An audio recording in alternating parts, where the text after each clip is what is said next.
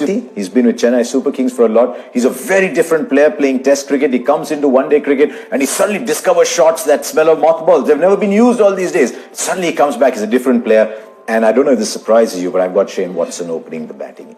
I thought last year that we'd seen the end of Shane Watson as an IPL cricketer. And then he had a pretty decent Big Bash. He had a pretty decent PSL. He's bowling a little bit again. He's giving you 2-3 overs, and at the top, he'll have the license to go because the bat's so deep. So I've got Watson up at the top with Faf du Plessis, and then, of course, Suresh Raina at 3. When, I mean, it's almost like you're playing at Chepauk. It doesn't matter who bats where. Suresh Raina will come into bat at 3, but I want Suresh Raina to show a lot more, take a lot more responsibility than he's had with India recently, because I think the entire batting revolves around him. And given who's to come and who you've got, I think it's a no-brainer that MS Dhoni has to bat at 4. But you never know. When Dhoni's captain of a side, you never know when he's going to come into bat, when someone else is going to come into bat, because you've got Kedar Jadhav down at 5, and I'm going to bat Ravindra Jadeja at 6, because Jadeja actually said in an interview that Dhoni wants to use him as a batsman again, and I think batsman in Jadeja has to come alive again. So there you are, you've got Jadeja at 6. Then I'm going to look at the bowling. Dwayne Bravo. There's 4 overs for you. Even if his batting has slipped a little bit, he can still play the 8-10 ball cameos that you need.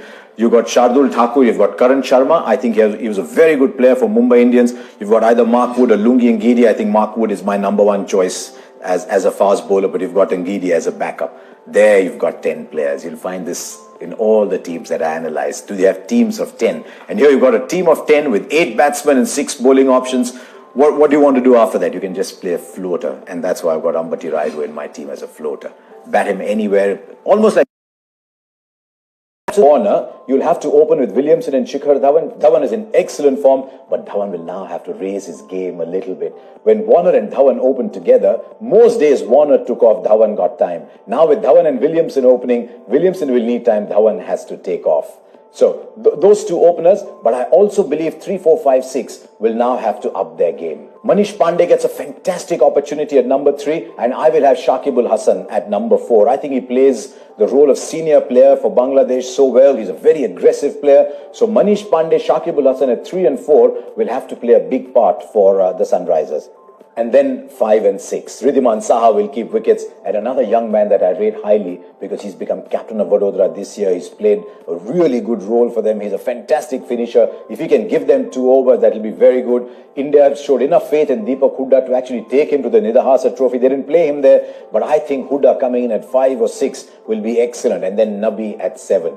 I think Bhuvneshwar is now all-rounder enough. He'll lead the bowling. He'll bat at number 8. And then Rashid Khan, who's setting all kinds of records at number 9. That leaves me with 2 fast bowlers. And you can pick from any of those 5. Maybe Basil Thampi and Siddharth Kaul to start. But you can pick from any of those 5. And that's my team. If you've got a kind of season he had for Rising Pune. In fact, if you see, there's a little bit of Rising Pune reincarnated as Rajasthan Royals this year. So Rahul Tripathi will open the batting with Ajinkya Rahane. Rahane can bat down. Rahul Tripathi can provide the flourish at the start. And then you start to look at all the batsmen that follow. Darcy Short will come in at number 3. Then they've got Sanju Samson. He's had a good first-class season behind him. Ben Stokes, Joss Butler. Why am I saying Joss Butler down there? Mumbai Indians had him opening the batting. In the Big Bash, he opened the batting. I think he is a terrifying finisher. He's among the best finishers in the world. And if I've got Joss Butler to finish, then wow. If Rahane and Tripathi give me a start with Samson, Stokes and Butler and Krishnappa Gautam for Karnataka, he's played some real flyers towards the end, then there's no stopping Rajasthan Royals in the back 10. Now Krishnappa Gautam also gives them overs. They've got overs from Stokes and they've got maybe a couple from Darcy Short. So in the first 6 or 7, they've got a keeper, in fact 2 keepers, 2 keeping options, and they've got about 7, 8, 9 overs already over there. Now they need to fill in somebody at number 8. Then they've got Jofra Archer at number 9, Jaydev Unadkat and Dhawal Kulkarni.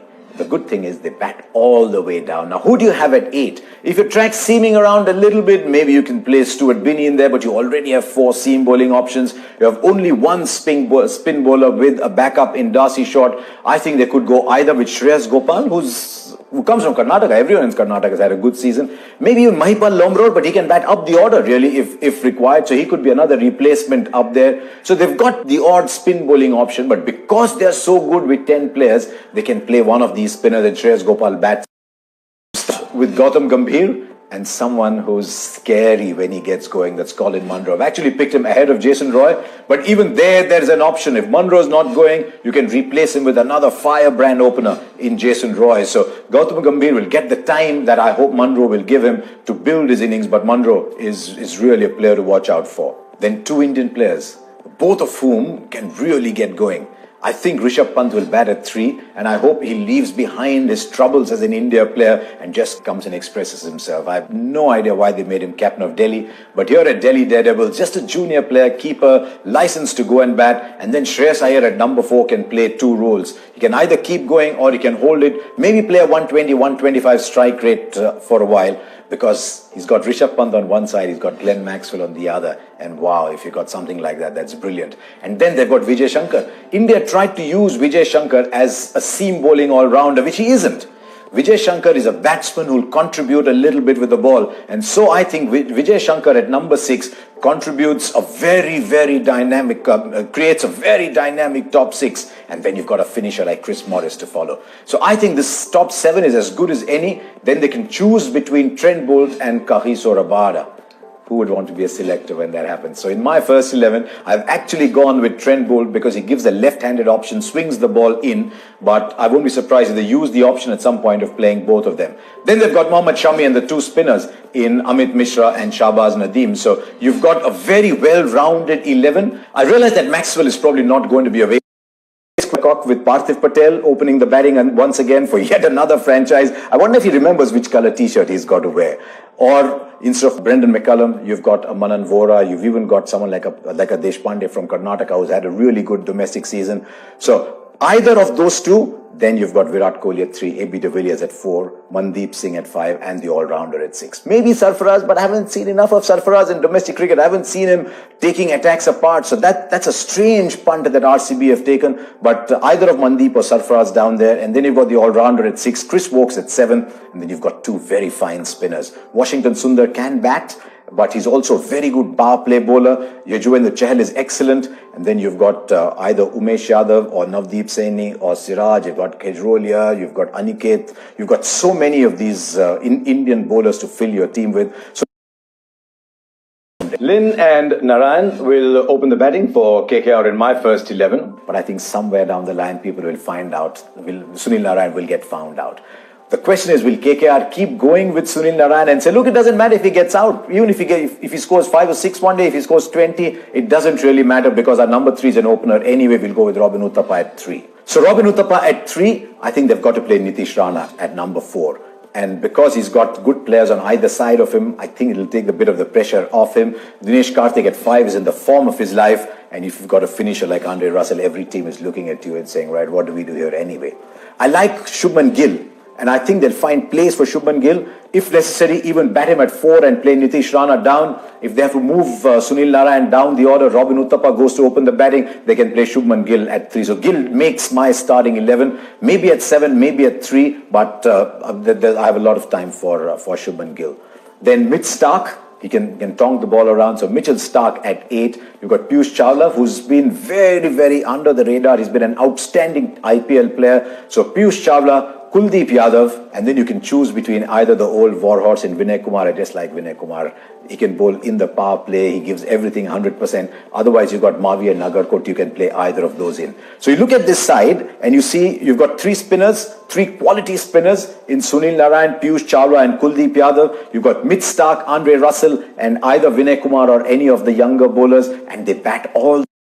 Rohit Sharma will open the batting this year. I really do think there is no option. Rohit Sharma will win them a few matches on their own as captain of Mumbai Indians. He's fantastic. So Rohit Sharma and Evan Lewis, when Evan Lewis takes off as he does normally, he'll allow Rohit Sharma the little time that he needs. I think Ishan Kishan could be a really good buy. I see him batting at number 3 and as the keeper. Again, with Rohit Sharma batting down the order, the freedom to go out and play the shots that he wants. And I'll be very surprised if they don't have Hardik Pandya at number 4. I think the time has come to stop looking upon Hardik Pandya as just a finisher who plays a few balls down. I'd be batting Hardik Pandya at number 4 with Kyron Pollard at number 5, Krunal Pandya at number 6. Now look what this side has already achieved here. In the top 6, they've got a keeper, they've got the 2 Pandya brothers. So actually they've got almost 8 overs and a keeper in the top 6. I like the choice of Pat Cummins as well. So Cummins provides the firepower that they need. Cummins, Bumrah, then they can play either Fizz or Dhananjay. They can pick one of those two, and then they'll round it off with the leg spin of Rahul Chahar. That's 10 players in there. I always like teams that are built around 10 players. Then they can play anybody there as the floater at number 7. And I think Mumbai Indians have given themselves 2 or 3 choices. Surya Kumar Yadav, who's played that role really well for Kolkata Knight Riders and is back in form. So Surya Kumar Yadav can play that role. But I'm very excited by the little bit that I've seen and read about young Tajinder Dhillon, because he's got an far too good form to leave him out.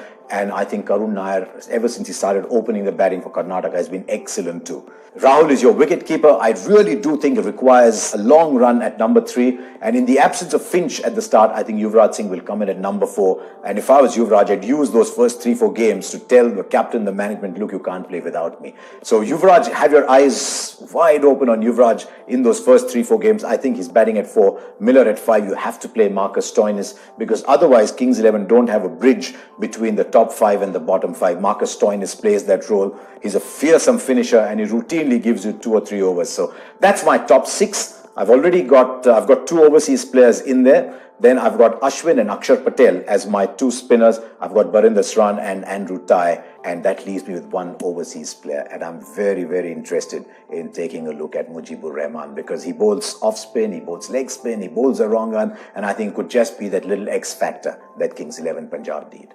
Right, what do we have as backup? I did mention not a lot of backup for Tye, but you've got Ben Warshuis, who's been around the fringes of the Australian side, plays for the Sydney Sixers, is a decent bowler, so he could be a backup for Andrew Tye. What happens when Finch comes back? Does Finch straight away come in place of Miller? If you want to play both Finch and Miller and Stoinis and really pack your side with big hitters, then you've got to play another Indian fast bowler in place of the spinner who I so like, Mujibur Rahman.